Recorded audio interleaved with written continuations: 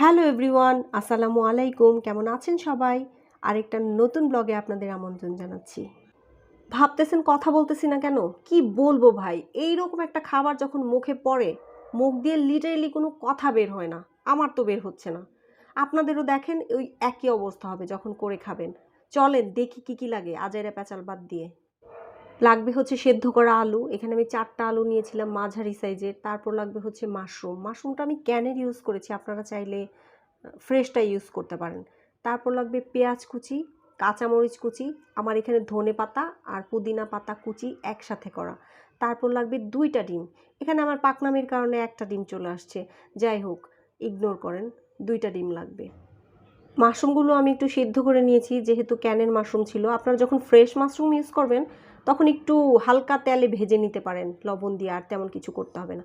তারপর আলুগুলোকে আমি ভালো করে একটা স্ম্যাশার দিয়ে স্ম্যাশ করে নিচ্ছি। আমি ভাই আবার এত কষ্ট করতে পারি না, হাতটাতে ইউজ করতে পারবো না, এর জন্য আমি স্ম্যাশার দিয়ে করে নিয়েছি। তারপর ওই যে আগে মাশরুমগুলো কুচি কুচি করে রেখেছিলাম সেই মাশরুমগুলো দিয়ে দিলাম। তারপর দিয়ে দিব ১ চামচ জিরে গুঁড়া, ১ চামচ গোলমরিচের গুঁড়া, ১ চামচ ধনে গুঁড়া, আদা, কাঁচামরিচ, ধনেপাতা এগুলো যে কুচি ছিল ওগুলো দিয়ে দিব। দিয়ে ভালো করে মেখে নেব। ও আচ্ছা দাঁড়ান বলতে ভুলে গেছি। ১ চামচ না নরমাল লাল মরিচের গুঁড়াও দিয়েছিলাম ভাই।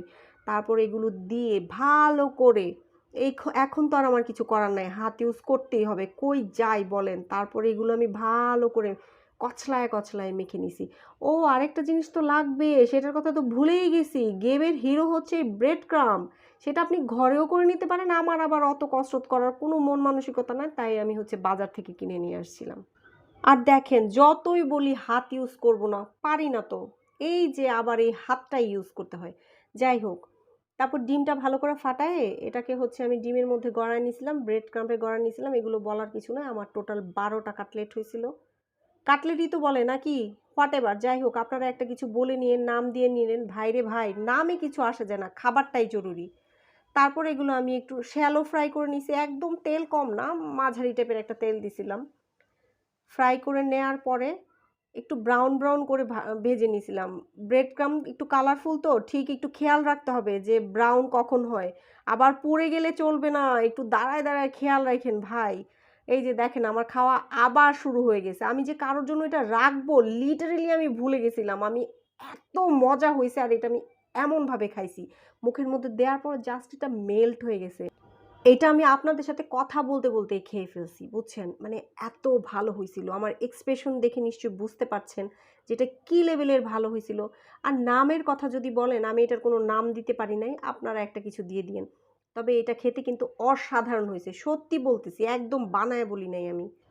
এটা কিন্তু ফ্রোজেন করে অনেক দিন পর্যন্ত রেখে খেতে পারবেন। এটা হচ্ছে আরও একটা সুবিধা।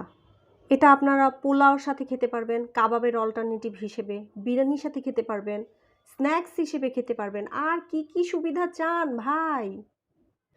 আমি আর কিচ্ছু বলতে পারবো না। আপনাদের যেইভাবে ইচ্ছা সেইভাবে খান, তারপরেও করে খান প্লিজ।